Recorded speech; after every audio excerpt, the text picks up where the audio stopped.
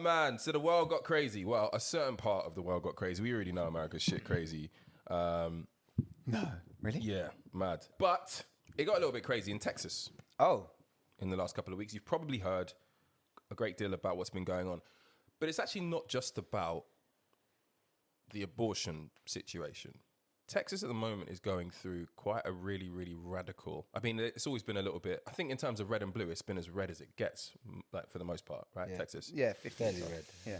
Pretty much. So I guess much of what we expect from, you know, how American history is taught in schools, you know, how the justice system treats minorities, all of that stuff has kind of been baked into their culture over generations upon generations.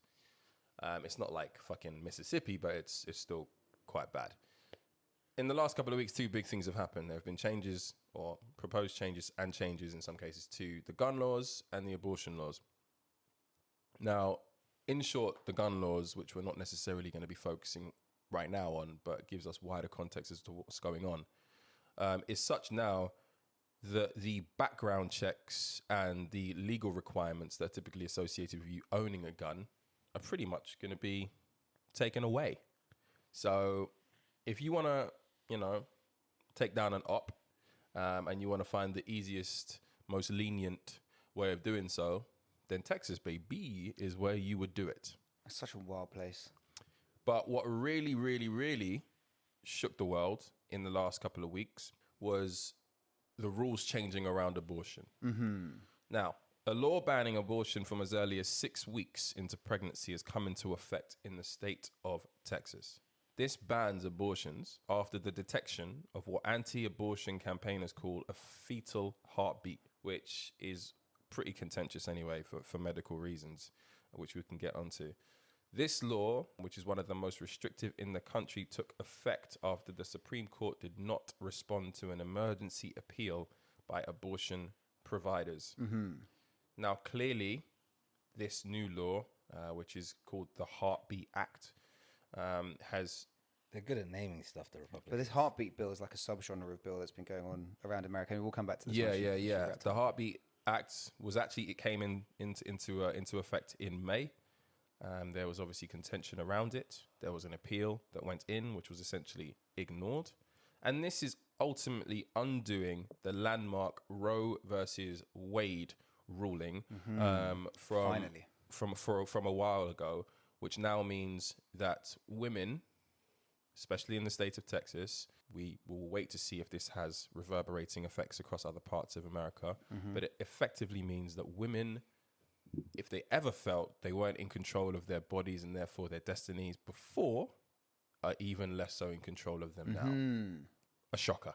So a couple of things. Firstly, good timing because I just invested in Durex stock, and that's now going through the roof in Texas. Let's get the jokes out the way first. Sales are going to go very healthily. Let's get them out. Sales are going to go very healthily. I also recently started a this is not investment advice. That's not investment advice. No, I also recently started a pull-out coaching course in Dallas. How's that going for you? I mean, now business will be booming. Bookings are through the roof. No, more seriously, to go back to the point you were making about Texas being as red as it could. That's a relatively recent phenomenon. And relatively recent, I mean, in the history of politics, in the history of America. Lyndon Johnson, he of civil rights fame, the bloke who took over after Kennedy got his head blown off, was the Shot tops to your head rocks. Yes, was the Senate Majority Leader from the state of Texas. Texas used to be a solid blue state. Right. It was The Lone Star a State. stronghold of Southern Democratic politics. That's also when the Democrats were the racist party.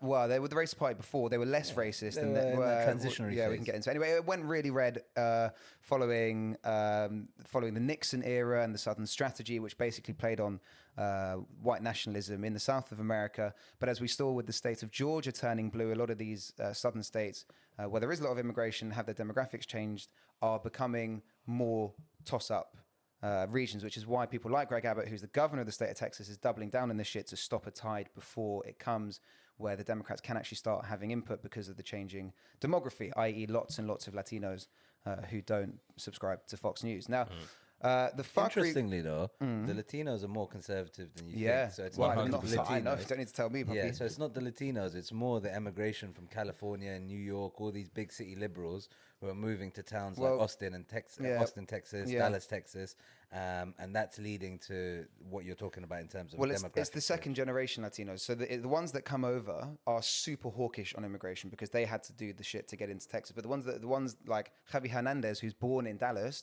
he tends to become a Democrat. That's but we're not talking about immigration. We're talking about abortion. sure, but the They tend demographics to be of Texas fairly are changing. So it's conservative not just across all white of those. nationalists being born into Texas these days. The demography is changing beyond internal immigration. Sure. That's the point I'm getting Yeah, but my point just about the Hispanics is that you'd expect the Hispanics largely to be natural allies of the Democratic Party. Right. And the numbers bear out that they're not. Second generation ones are. As we came to see during the election, The Trump election. even recently, Even when during Biden the Trump won. election. Yeah, of course. So the ones that move, they're Republicans. Anyway, we've got slightly sidetracked from the topic of the abortion bill. This abortion bill is fucked and heinous for like 50 different reasons. And the way that the Texas Republicans have managed to get this through is super fucked. Basically, what the bill says is that, as you said, this heartbeat bill is a genre of bill that's very well crafted. It's a project that has been coming for 50 years since Roe v. Wade, and they finally found a way to do it, which says that basically the state and state officials aren't culpable or aren't able to enforce suing abortion practitioners after 6 weeks, but it opens the door for private citizens to sue these places themselves. It's wild. So people have been saying, why didn't the Supreme Court stop this?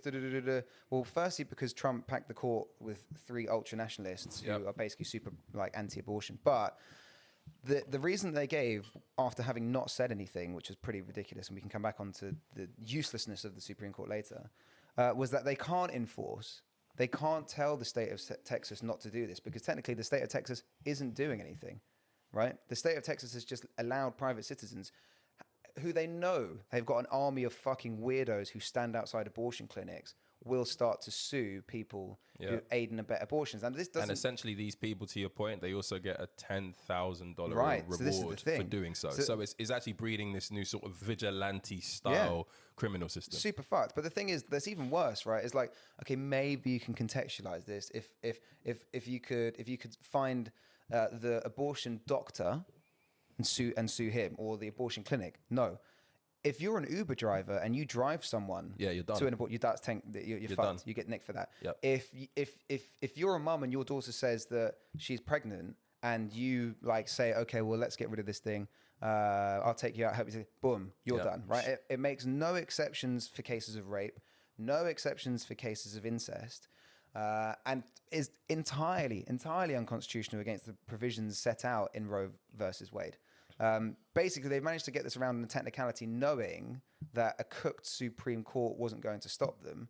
And this is part of a much wider conservative project that's been going on since 1973 to try and reverse this ruling. Issue, though. Sorry? They're going to force the issue. Like, sooner or later, they're going to force it. Like, they're So not this is gonna how you be- do it. This is how you get Roe v. Wade back into the Supreme Court. No, but like I'm saying, they're not going to be comfortable or satisfied with just how this is played out because we haven't had a ruling on it from the Supreme Court.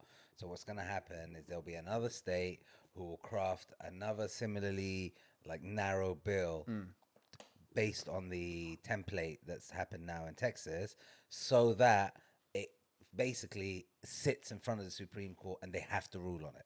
Because it's because right now this is a state by state, it's a states' rights issue, right? It's like each state can potentially mandate according to whatever level of conservativeness they have in that state, right?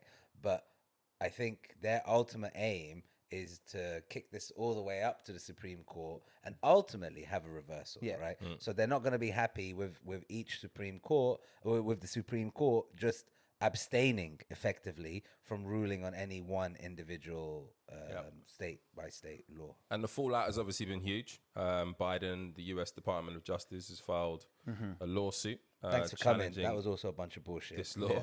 Saying that the act is clearly unconstitutional. Which means nothing anyway. For all of I've been waiting. Like this wasn't a surprise. So for all like of the Mexican wall stuff, the MAGA hat stuff, the sensationalist crazy stuff, the the good guys on both sides chat, inciting racial violence all across the place. You could argue Trump's legacy, and if we're really talking about chess moves, if we're really talking about power plays, those endorsements / appointments that he made into the Supreme Court of Justice, game changers. Obviously, this was Mitch McConnell's game plan the But entire that's Trump presidency. The It's only explicit. meaningful thing that a president does in terms of legacy Yeah. is the Supreme Court. And that's why. And in fact, the irony is that the Attorney General Merrick Garland, who is now pushing through the Biden administration's case against the state of Texas, was the guy Obama couldn't get onto the Supreme Court because the Republicans blocked it. Right, so they sat out Obama's turn, put Neil Gorish on. Ruth Bader Ginsburg refused to retire. We didn't get an extra. Well, the Democrats didn't get an extra seat, and now the court has been stacked. It's 6-3, right? Yeah. 6-3 to conservatives. So it's actually so fucked now that John Roberts, he of corporations are actually people fame, is now considered as a fucking liberal on the court. It's like America. If Americans have spent the last 2 weeks talking about, oh, we need to protect the rights of women in Afghanistan, and it's so bad for women's rights that the Taliban is going to stop them going to school, etc., etc., etc., and now they've basically just passed a draconian law that's effectively like the Texan version of Sharia, saying that women actually don't have agency over their bodies. It's ironic. It's ironic, especially in the context when Texans and Texas, above all, have been giving it shtick about their my body, my choice as regards to vaccine uptake, and I don't want to take the vaccine, etc., etc. The government should stay away from my body. The government should stay away from my body as long as it's not a fetus inside my stomach. It's totally bankrupt, and it's got nothing to do